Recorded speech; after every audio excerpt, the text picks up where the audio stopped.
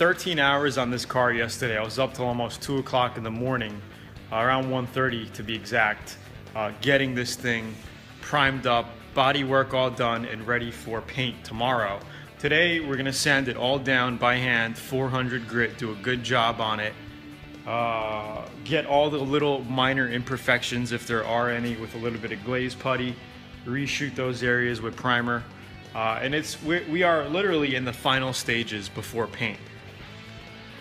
And I did make one mistake last night when I was priming, and I got everything on video, but I just want to tell you what I did. So I was priming it with my Evercoat Featherfill, my polyester putty, super thick stuff. And if you're spraying this stuff, you can reduce it. I did reduce it a little bit, but you want to spray with a big tip, a 1.9 at the smallest. You could even get it out of a 1.8, but I used a 1.9 to a 2.2. That's the range where you want to spray this stuff at. It dries really quick, and the mistake that I had was I was using my Warwick 980 gun here. A filter in here that I totally forgot about. So I was spraying it with the filter in here. And all of a sudden, like after a couple of minutes of spraying, my fluid started getting less and less and drying.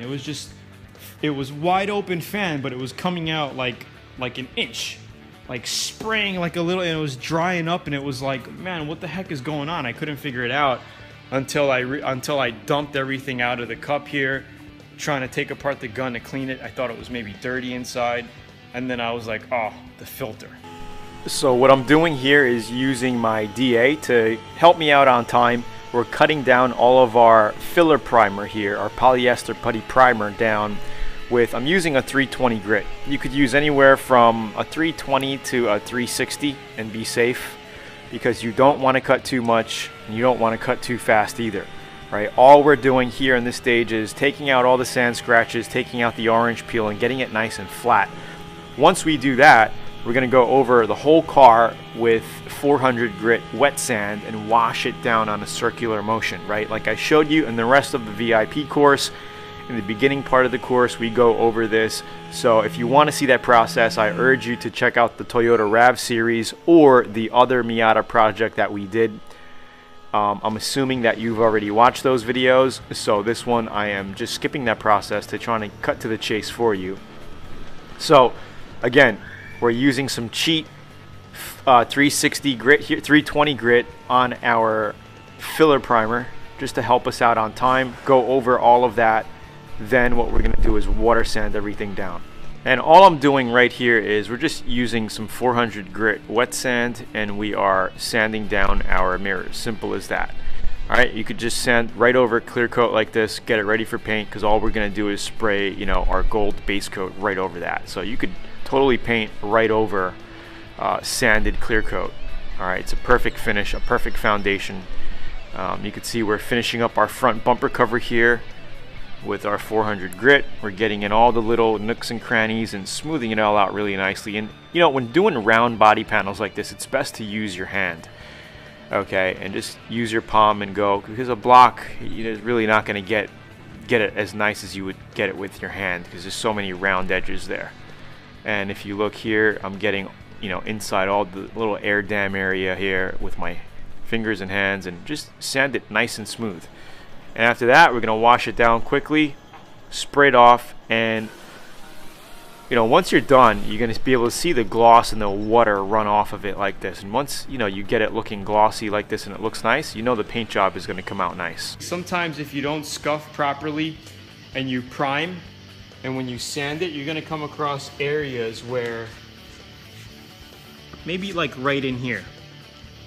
Okay, you can see right in here that it wasn't sanded below this primer. So the correct way to do this is, I could actually feel a little ridge here. So tomorrow, while I'm washing it down again, I have to feather in right around here till it kind of looks like this. All right here, all we're doing is giving you a little fast forward view of masking the car up, right? So you want to make sure the car is washed, cleaned, blown out, blow all the dust and water out. Sometimes if you want, you could let it sit for a day mask it up the next day, and get ready. And here what we're doing is we're cleaning out our gun, making sure it's nice and clean before we start mixing up our paint and getting ready for base coat, right? I'm just blowing it out with the air here. It's all you want to do. As long as you have a clean gun, you know, you're ready for paint. We're going to go ahead and put a new neck filter in here as well, and get the gun all set and adjusted. And I show you how to adjust the gun. So we're putting the gun together right now, and how you want to adjust it is this is the fluid flow. So you want to pull the trigger all the way down and tighten, go all the way in as possible, right? Just until it hits, and tighten it up, because we want full fluid flow, right?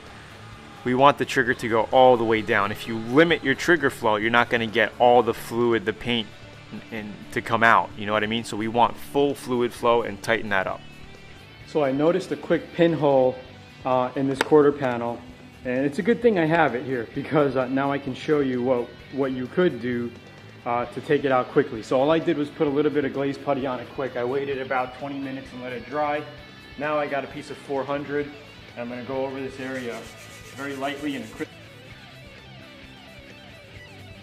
Then I'll just wipe it. When you put it on the panel, you want to make sure you put it on very lightly. All right, you want to use the weight of the cloth to go over your panels. All right, and when wiping down your car, you just want to lightly tack it like this to get the dust off. Okay, you're not pushing hard. You're using, you know, just your hand weight. Very lightly. We're taking off all the fine lint, the dust. Go around the car, and you're ready for paint. And that's how you want to do it. Okay. Then after that, if your hand. So if you've watched the main course, you're gonna know by now that base coat mixture is 1-to-1. All right, so if you got 8 ounces of raw base coat out of the can, you're gonna want to put 8 ounces of reducer. Okay, so it's just a 1-to-1, a 50-50, whatever you want to call it for base coat. We mix that up, and now what we're gonna do is spray all of our areas that we want gold for our graphics. All right, so we're mixing them because we're gonna be doing the mirrors gold. We're gonna be doing some of the body panels, some of the areas behind the decals. And I'm going to show you exactly what we're doing here to give it a nice two-tone color paint scheme on the vehicle. Alright, so what I'm doing here is poking a couple holes in our paint can on the sides so our excess paint flows back into the can. This is one of my father's old tricks. Works really well. So I'm just getting a screwdriver, popping a couple holes, 3 holes around the can here, so after you pour it, the paint just seeps back in. And I show you how to do this in the rest of the videos as well in the beginning of the course. So here we're doing our 50-50 mixture. We're going to mix it up. You could also eyeball it. If it seems too thin, add a little bit more. I call it the 1-2-3 rule. You know, you take your paint stirrer out. If it drops like 1, 2, 3, you know that's a good mixture. Okay, and I do it all the time. 1, 2, 3. So it's good. It's a good mixture. Okay, we got our new neck filter in there. Tighten up the gun. We're going to fill our paint cup, then go over the whole car again with we already did our wax and grease remover on the car. We're going to tack it down, and it's going to be ready for paint. So I'll see you in the next series.